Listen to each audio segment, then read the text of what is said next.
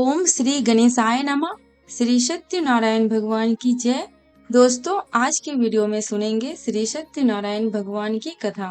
भगवान सत्यनारायण को भगवान विष्णु का रूप माना गया है। सत्यनारायण की पूजा का अर्थ है सत्य की नारायण के रूप में पूजा करना। स्कंद पुराण में भगवान विष्णु ने नारद को इस व्रत का महत्व बताया है। जो भी व्यक्ति सत्य को ईश्वर मानकर निष्ठा के साथ इस व्रत और कथा का श्रवण करते हैं, उसे मनोवांछित फल की प्राप्ति होती है। सत्यनारायण कथा का श्रवण करने से हजारों वर्ष किए गए यज्ञ के बराबर फल मिलता है। महीने की एकादशी, बृहस्पतिवार और हर महीने की पूर्णिमा तिथि को विष्णु जी का पूजन करने का विशेष फल प्राप्त होता है। इसलिए इन विशेष दिनों में सत्यनारायण की कथा पढ़ना अथवा सुनना शुभ माना जाता है। सत्यनारायण व्रत पूजन विधि। सत्यनारायण व्रत के दौरान पूरे दिन उपवास रखना चाहिए। व्रत के दिन सुबह स्नान करके साफ सुथरे वस्त्र धारण करें। शुभ मुहूर्त में उत्तर या पूर्व दिशा की ओर मुख करके सत्यनारायण भगवान का पूजन करें। संध्या काल में पंडित को बुलाकर सत्यनारायण भगवान की कथा का श्रवण करना चाहिए। चौकी पर कलश रखकर भगवान विष्णु की मूर्ति, सत्यनारायण भगवान की फोटो रखकर पूजन करना चाहिए। भगवान को भोग में चरणामृत, पान, तिल, रोली, कुमकुम, फल, फूल, सुपारी और दूर्वा आदि अर्पित करें। सत्यनारायण भगवान की कथा सुनने के लिए परिवार के साथ साथ अन्य भक्तों को भी शामिल करें। अंत में सभी लोगों में साथ बांटे। अब श्रवण करेंगे श्री सत्यनारायण कथा का तृतीय अध्याय। दोस्तों, श्री सत्यनारायण कथा का प्रथम और द्वितीय अध्याय का लिंक डिस्क्रिप्शन में है, आप चेकआउट कर लेना। सूत जी बोले, हे मुनि श्रेष्ठ, अब आगे की कथा कहता हूँ। पहले समय में उल्कामुख नाम का एक बुद्धिमान राजा था। वह सत्य वक्ता और जितेंद्रिय था। प्रतिदिन देव स्थानों पर जाता और निर्धनों को धन देकर उनके कष्ट दूर करता था। उसकी पत्नी कमल के समान मुख वाली तथा सती साध्वी थी। भद्रशिला नदी के तट पर उन दोनों ने श्री सत्यनारायण भगवान का व्रत किया। उसी समय साधु नाम का एक वैश्य आया। उसके पास व्यापार करने के लिए बहुत सा धन भी था। राजा को व्रत करते देखकर वह विनय के साथ पूछने लगा, हे राजन, भक्ति भाव से पूर्ण होकर आप यह क्या कर रहे हैं?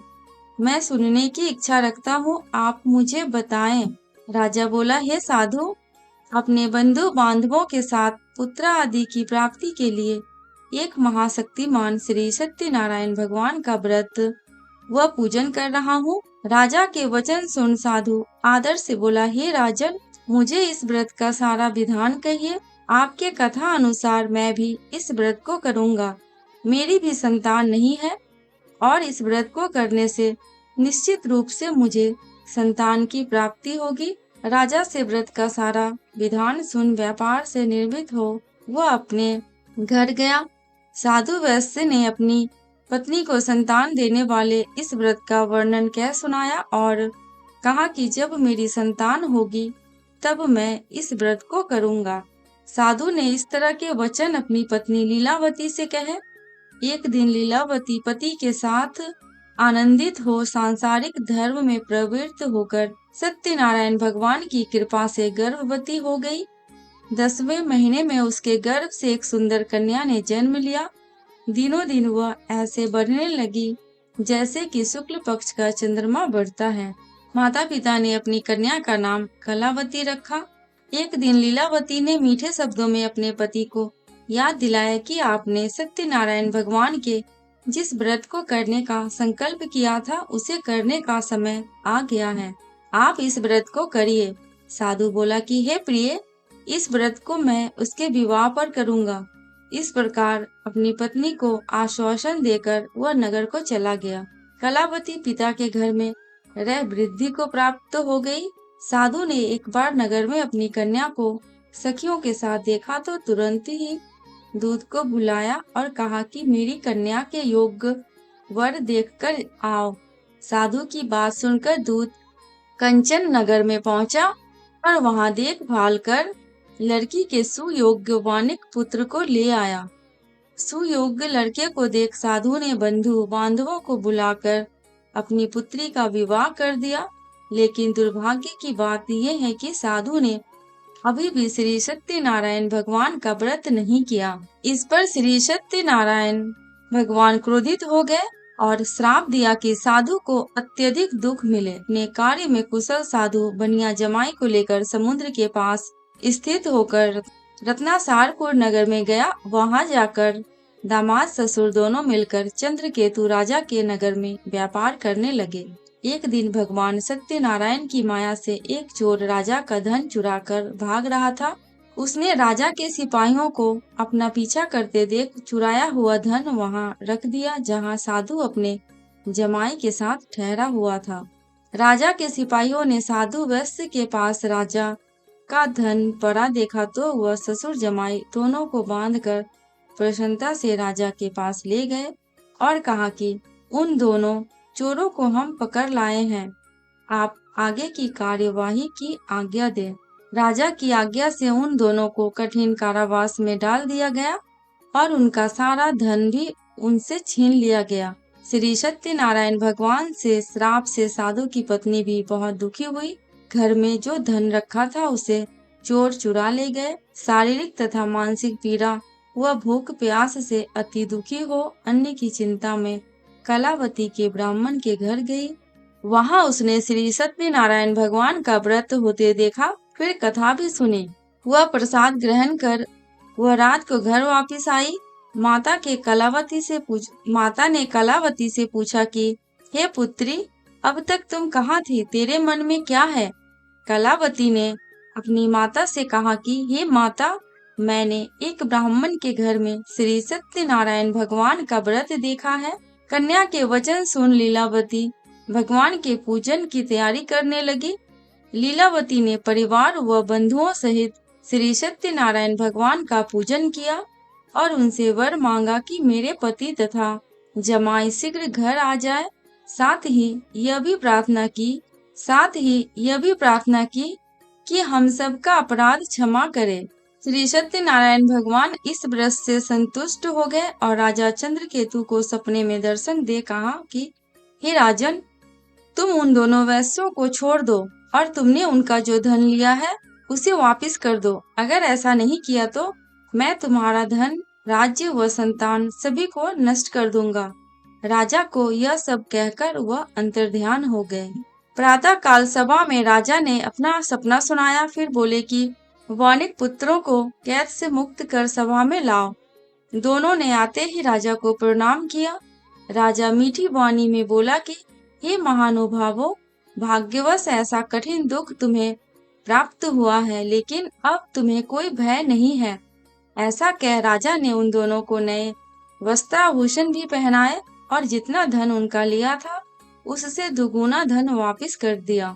दोनों वैश्य अपने घर को चल दिए। श्री सत्यनारायण व्रत कथा का 3य अध्याय संपूर्ण हुआ। अब श्रवण करेंगे श्री सत्यनारायण कथा का 4th अध्याय। सूत जी बोले, वैश्य ने मंगलाचार कर अपनी यात्रा प्रारंभ की और अपने नगर की ओर चल दिए। उनके थोड़ी दूर जाने पर एक दंडी भेषधारी श्री सत्यनारायण ने उनसे पूछा कि हे साधु, तेरी नाव में क्या है? अभिमानी वणिक हंसता हुआ बोला, हे दंडी, आप क्यों पूछते हो? क्या धन लेने की इच्छा है? मेरी नाव में तो बेल व पत्ते भरे हुए हैं। वैश्य के कठोर वचन सुन भगवान बोले, तुम्हारा वचन सत्य हो। दंडी ऐसे वचन कह वहां से दूर चले गए। कुछ दूर जाकर समुद्र के किनारे बैठ गए। दंडी के जाने के बाद साधु वैश्य ने नित्य क्रिया के पश्चात नाव को ऊंची उठते देखकर अचंभा माना और नाव में बेलपत्ते आदि देख वह मूर्छित हो जमीन पर गिर पड़ा। तब उसका दामाद बोला कि आप शोक न मनाएं, यह दंडी का श्राप है, इसलिए हमें उनकी शरण में जाना चाहिए, तभी हमारी मनोकामना पूरी होगी। दामाद की बात सुनकर वह दंडी के पास पहुंचा और अत्यंत भक्ति भाव नमस्कार करके बोला, मैंने आपसे जो असत्य वचन कहे थे उनके लिए मुझे क्षमा दे। ऐसा कहकर महान शोकातुर हो रोने लगा। तब दंडी भगवान बोले, हे वणिक पुत्र, मेरी आज्ञा से बार बार तुम्हें दुख प्राप्त हुआ है, तू मेरी पूजा से विमुख हुआ है। साधु बोला, हे भगवान, आपकी माया से ब्रह्मा आदि देवता भी आपके रूप को नहीं जानते, तब मैं अज्ञानी कैसे जान सकता हूँ? आप प्रसन्न होइए। अब मैं सामर्थ्य के अनुसार आपकी पूजा करूँगा। मेरी रक्षा करो और पहले के समान नौका में धन भर दो। साधु वैश्य के भक्ति पूर्वक वचन सुनकर भगवान प्रसन्न हो गए और उसकी इच्छा अनुसार वरदान देकर अंतर्ध्यान हो गए। ससुर जमाई जब नाव पर आए तो नाव धन से भरी हुई थी। फिर वहीं अपने अन्य साथियों के साथ सत्यनारायण भगवान का पूजन कर अपने नगर को चल दिए। जब नगर के नजदीक पहुंचे तो दूत को घर पर खबर करने के लिए भेज दिया। दूत साधु की पत्नी को प्रणाम कर कहता है कि मालिक अपने दामाद सहित नगर के निकट आ गए हैं। दूत की बात सुन साधु की पत्नी लीलावती ने बड़े हर्ष के साथ सत्यनारायण भगवान का पूजन कर अपनी पुत्री कलावती से कहा कि मैं अपने पति के दर्शन को जाती हूँ, तू कार्य पूर्ण कर शीघ्र आ जा। माता के ऐसे वचन सुन कलावती जल्दी में प्रसाद छोड़ अपने पति के पास चली गई। प्रसाद की अवहेलना के कारण श्री सत्यनारायण भगवान रुष्ट हो गए और नाव सहित उसके पति को पानी में डुबो दिया। कलावती अपने पति को वहां ना पाकर रोती हुई जमीन पर गिर गई। नौका को डूबा हुआ देख वह कन्या को रोता देख साधु दुखी होकर बोला कि हे प्रभु, मुझसे तथा मेरे परिवार से जो भूल हुई है उसे क्षमा करें। साधु के दीन वचन सुनकर श्री सत्यनारायण भगवान प्रसन्न हो गए और आकाशवाणी हुई, हे साधु, तेरी कन्या मेरे प्रसाद को छोड़कर आई है, इसलिए उसका पति अदृश्य हो गया है। यदि वह घर जाकर प्रसाद खाकर लौटती है तो इसे इसका पति अवश्य मिलेगा। ऐसी आकाशवाणी सुन कलावती घर पहुंचकर प्रसाद खाती है और फिर आकर अपने पति के दर्शन करती है। उसके बाद साधु अपने बंधु बांधवों सहित श्री सत्यनारायण भगवान का विधि विधान से पूजन करते हैं। इस लोक का सुख भोग वह अंत में स्वर्ग को जाते हैं। श्री सत्यनारायण व्रत कथा का चतुर्थ अध्याय संपूर्ण हुआ। अब श्रवण करेंगे श्री सत्यनारायण कथा का पंचम अध्याय। सूत जी बोले, हे ऋषियों, मैं और भी एक कथा सुनाता हूँ, उसे भी ध्यान पूर्वक सुनो। प्रजा पालन में लीन तुंगध्वज नाम का एक राजा था। उसने भी भगवान का प्रसाद त्याग कर बहुत ही दुख भोगा था, दुख प्राप्त किया था। एक बार वन में जाकर वन्य पशुओं को मारकर वह बर के पेड़ के नीचे आया। वहां उसने ग्वालों की भक्ति भाव से अपने बंधुओं सहित श्री सत्यनारायण भगवान का पूजन करते देखा। अभिमान वश राजा ने उन्हें देखकर भी पूजा स्थान में नहीं गया और ना ही उसने भगवान को नमस्कार किया। ग्वालों ने राजा को प्रसाद दिया, लेकिन उसने वह प्रसाद नहीं खाया और प्रसाद को वहीं छोड़ वह अपने नगर को चला गया। जब वह नगर में पहुंचा तो वहां सब कुछ तहस नहस हुआ पाया, तो वह शीघ्र ही समझ गया कि यह सब भगवान ने ही किया है। वह दोबारा ग्वालों के पास पहुंचा और विधि पूर्वक पूजा करके प्रसाद खाया तो श्री सत्यनारायण भगवान की कृपा से सब कुछ पहले जैसा हो गया। दीर्घ काल तक सुख भोगने के बाद मरणोपरांत उसे स्वर्ग लोक की प्राप्ति हुई। जो मनुष्य परम दुर्लभ इस व्रत को करेगा तो भगवान सत्यनारायण की अनुकंपा से उसे धन धान्य की प्राप्ति होगी। निर्धन धनी हो जाता है और भयमुक्त हो जाता है। संतानहीन मनुष्य को संतान सुख मिलता है और सारे मनोरथ पूर्ण होने पर मानव अंत काल में वैकुंठ धाम को जाता है। सूत जी बोले, जिन्होंने पहले इस व्रत को किया है, अब उनके दूसरे जन्म की कथा कहता हूँ। वृद्ध शतानंद ब्राह्मण ने सुदामा का जन्म लेकर मोक्ष की प्राप्ति की। लकहारे ने अगले जन्म में निषाद बनकर मोक्ष प्राप्त किया। उल्कामुख नाम का राजा दशरथ होकर वैकुंठ को गए। साधु नाम के वैश्य ने मोर ध्वज बनकर अपने पुत्र को आरे से चीरकर मोक्ष पाया। महाराज तुंग ध्वज ने स्वयंभू होकर भगवान में भक्ति युक्त होकर मोक्ष पाया। श्री सत्यनारायण व्रत कथा का पंचम अध्याय संपूर्ण हुआ। इसके साथ ही श्री सत्यनारायण व्रत कथा संपूर्ण हुआ। दोस्तों, कमेंट बॉक्स में श्री सत्यनारायण भगवान एवं भगवान विष्णु की जयकारा लगाना बिल्कुल भी मत भूलना। आपको मेरे चैनल पे व्रत त्योहारों की जानकारियां एवं उनसे जुड़ी कथा कहानियां मिलती रहेंगी। अगर आपको ये वीडियो थोड़ी सी भी उपयोगी लगी हो तो प्लीज मेरे चैनल को सब्सक्राइब करके मेरी वीडियो को लाइक एंड शेयर कर देना।